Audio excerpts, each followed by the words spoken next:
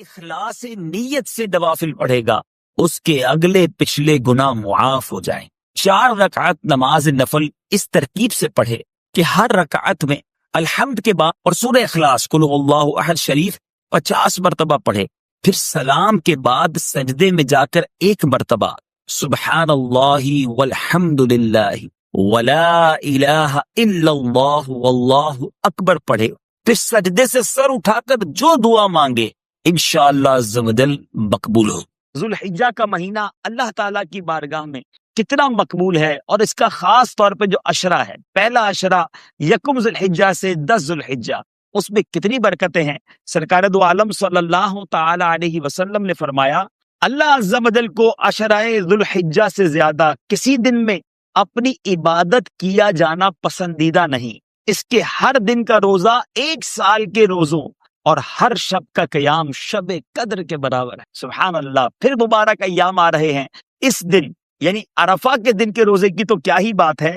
حضرت سیدنا ابو قتادہ رضی اللہ تعالی عنہ سے روایت ہے، سلطان مدینہ قرار قلب و سینہ صلی اللہ تعالی علیہ وسلم کا فرمان با کرینہ ہے، مجھے اللہ عز و جل پر گمان ہے کہ عرفہ یعنی 9 ذوالحجۃ الحرام کا روزہ 1 سال قبل اور 1 سال بعد کے گناہ مٹا دیتا ہے۔ سبحان اللہ۔ تو یوم عرفہ کا روزہ ضرور رکھنا ہے۔ میرے آقا مدینے والے مصطفیٰ صلی اللہ تعالی علیہ وسلم کا فرمان عالی شان ہے، ما من عبدین متحابین فی اللہ یستقبل احدہما صاحبہ فیصافحہ۔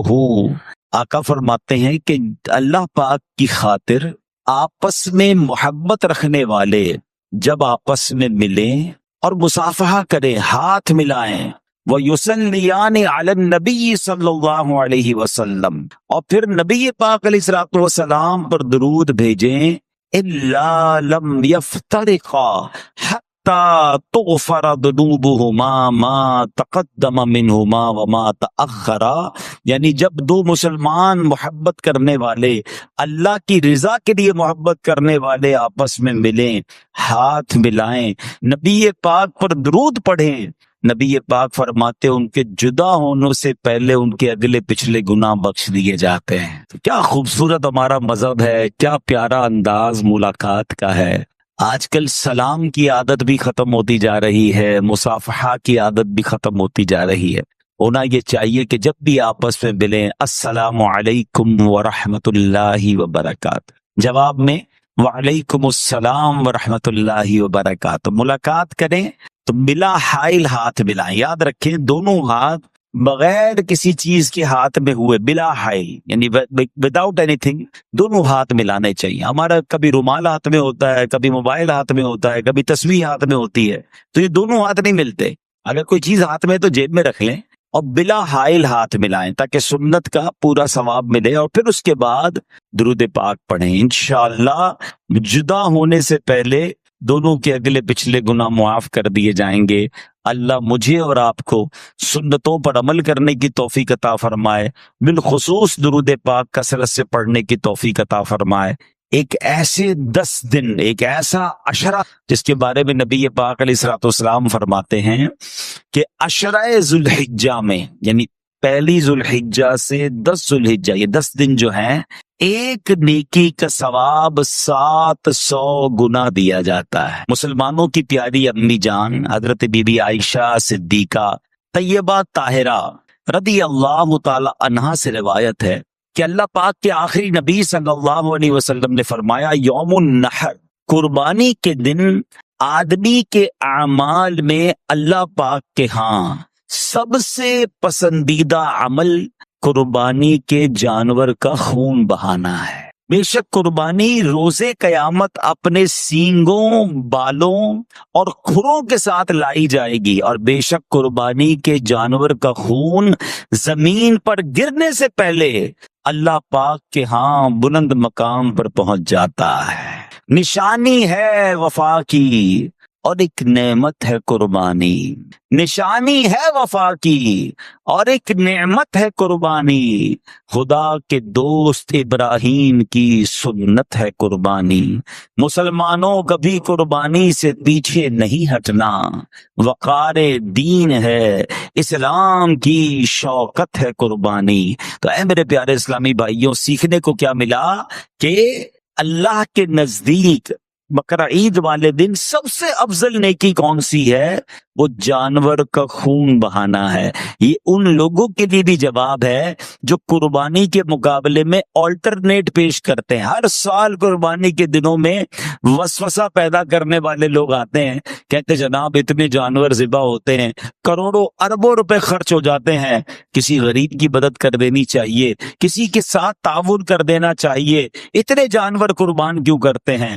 مجھے ایک بات بتائیں، میں کسی غریب کی مدد کروں، میں کسی جناب اور نیکی کے کام میں خرچ کروں، مجھے اجر کس سے لینا ہے؟ جواب دیجئے گا، اللہ سے لینا ہے۔ اور اللہ کا حکم کیا ہے کہ اللہ کے نزدیک یوم النحر سب سے افضل کام یہ ہے کہ اس دن جانور کا خون بہایا جائے۔ تو ہمیں ایک بات سمجھنی ہے، ہم شریعت کے پابند ہیں۔ جس رب نے ہمیں مسلمانوں کی خیر خواہی کا، جس شریعت نے ہمیں مسلمانوں کی خیر خواہی کا درس دیا، وہی شریعت ہمیں بتا رہی ہے کہ یوم النحر قربانی کے دن سب سے افضل عمل کیا ہے؟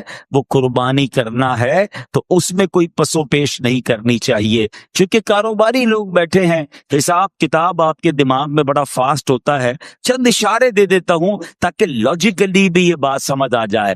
اول تو ایک بات ذہن میں بٹھا لیں، شریعت کا کوئی حکم مجھے فوراً سمجھ آ جائے اور میری طبیعت اس کو سن کر خوش بھی ہو جائے، عمل کے لیے تیار ہو جائے، تو پھر اللہ کا شکر ادا کرنا چاہیے کہ مولا تیری مہربانی، مجھے اتنا آسانی سے یہ عمل سمجھ میں آ گیا۔ اور کبھی کبھی ایسا ہو کہ میری عقل میں کوئی شریعت کا حکم نہ آئے، کوئی شریعت اور قرآن و حدیث کی بات مجھے تھوڑی سی مشکل سے سمجھ آئے، تو پھر سمجھ لو میری عقل کا قصور ہے، اس حکم میں کسی قسم کی کوئی کمزوری نہیں۔ کو ذبح کرو، اگین ذرا سمجھیے گا، قربانی کا لیول 99 ایئرز کی دعا کے بعد بیٹا ملا ہے۔ پہلے حکم ہوا صحرا میں چھوڑ کے آ جاؤ، آپ چھوڑ کے آ گئے، کتنا بڑا امتحان تھا۔ اب اس سے بڑا امتحان کہ اب اس کو ذبح کر دو۔ اچھا، اب یہ بھی جنہیں آج آپ کو بہت خوبصورت بات سننے کو ملے گی کہ آپ کو جب 8 ذوالحجہ کی آپ نے خواب دیکھا نا، تو آپ کنفیوز رہے کہ شیطان کی طرف سے یا اللہ کی طرف سے خواب ہے۔ تو یہ جو سوچ بچار ہے نا، سوچ بچار کو کہتے ہیں ترویہ۔ تو جو 8 ذوالحجہ کا دن ہے، اس کو یوم الترویہ کہا جاتا ہے۔ اس کی وجہ یہ ایک بار پھر خواب آیا تو آپ نے یقین کر لیا کہ یہ اللہ کی طرف سے حکم ہے، تو اس لیے 9 ذوالحجہ کو کیا کہا جاتا ہے؟ یوم عرفہ۔ عرفات کہتے ہیں پہچان کا دن۔ آپ کو یقین ہو گیا کہ یہ خواب اللہ کی طرف سے، اور 10 ذوالحجہ کو آپ ذبح کرنے کو چلے تو یوم النحر کہا جاتا ہے، ذبح کا دن۔ یہ ایکچولی یوم ترویہ، یوم عرفہ اور یوم النحر یہ حضرت ابراہیم کی کیفیات تھیں۔ اچھا، اب آپ نے کمال یہ کیا کہ جب آپ کو یقین ہو گیا نا، آپ نے اپنے بیٹے سے بھی پوچھ لیا کہ بیٹا مجھے اس طرح خواب آیا ہے، تم کیا کہتے ہو؟ 7 سال کا بیٹا ہے، ایک روایت کے مطابق ان کی 10 سال عمر ہے۔ اللہ اکبر، وہ بیٹا بھی کیسا ہے؟ جب آپ نے بیٹے سے پوچھا تو بیٹا کہتا ہے ابو جی یا بنیا انی ارا فی المنام، قرآن میں یہ الفاظ موجود ہیں، انی اذبحک فانظر ماذا تری، اے میرے بیٹے میں نے خواب میں دیکھا کہ میں تجھے ذبح کر رہا ہوں، تیری کیا رائے ہے؟ ہائے ہائے، بیٹا کیا کہتا ہے؟ یا ابت افعل ما تؤمر، اے والد صاحب کیجئے جس بات کا آپ کو حکم دیا جا رہا ہے، ستجدونی انشاء اللہ من الصابرین، خدا نے چاہا تو قریب ہے آپ مجھے صابر پائیں گے، صبر والا پائیں گے۔ اللہ اکبر۔ اور ایسا ہی ہوا، آپ اپنے بیٹے کو لے کے جا رہے ہیں، آپ نے اپنی بیوی ہاجرہ کو کہا اس کو تیار کر دو، میں کہیں لے جا رہا ہوں، بتایا نہیں ماں کو، انہوں نے بڑا تیار کیا، آگے گئے تو اب شیطان اتنی بڑی قربانی کو کیسے ہضم کرتا؟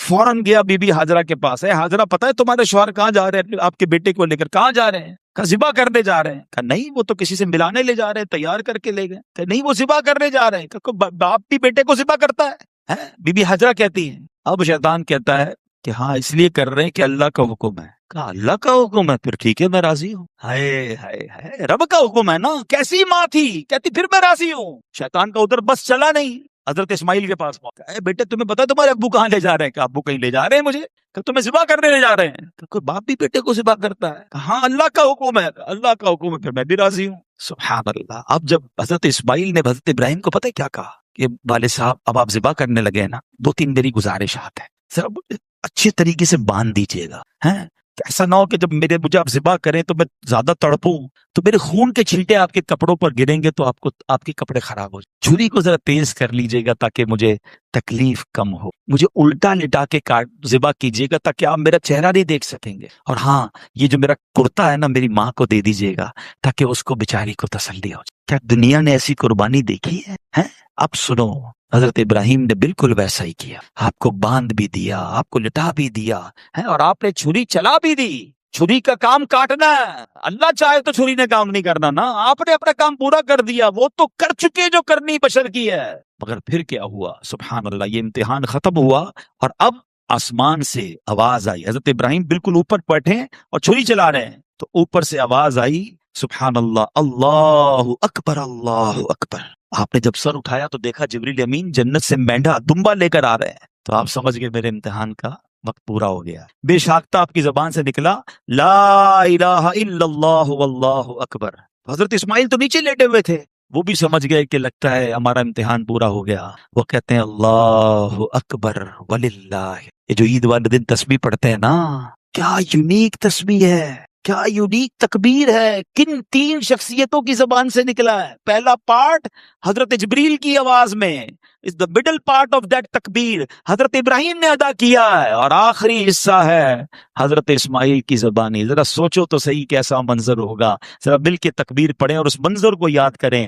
اللہ اکبر، اللہ اکبر، لا الہ الا اللہ واللہ اکبر، اللہ اکبر وللہ الحمد، اللہ اکبر، اللہ اکبر، لا الہ الا اللہ واللہ اکبر، اللہ اکبر وللہ الحمد. ہمارے بچے، ہماری فیملی قربانی کو ہم نے فیسٹیول بنا دیا ہے. گائے آ رہے ہیں، بکرے آ رہے ہیں، انجوائے ہو رہا ہے، گھوم آ رہے ہیں، پھر آ رہے ہیں، باربیکیو پارٹیاں.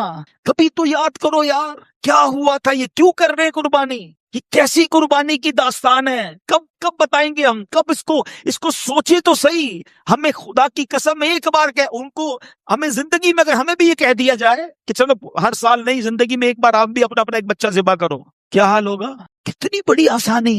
بکرے کاٹو، گائے کاٹو، خود ہی کھاؤ، انجوائے کرو. شریعت نے کتنا آسانی کر دی ہم پر، لیکن اس قربانی کو تو یاد کریں نا. پھر اس سے سیکھنے کو کیا ملا؟ کہ یہ وہ لوگ تھے کہ جن کی ان واقعات کو پڑھ کر کبھی تو احساس ہو یار کہ کبھی مال کی قربانی دینی پڑے تو میں حاضر، کبھی وقت کی قربانی دینی پڑے تو میں حاضر، کبھی اپنی خواہشات کی، اپنی ڈیزائرز کی قربانی دینی پڑے تو میں اللہ کے لیے دوں گا. اور اللہ وہ دن لائے جب جان کی قربانی دینی پڑے تم بھی اب پیچھے نہ ہٹے کہ یا اللہ جان بھی تیری ہے، تو نے تو دی نا جان، اے اللہ میں راضی.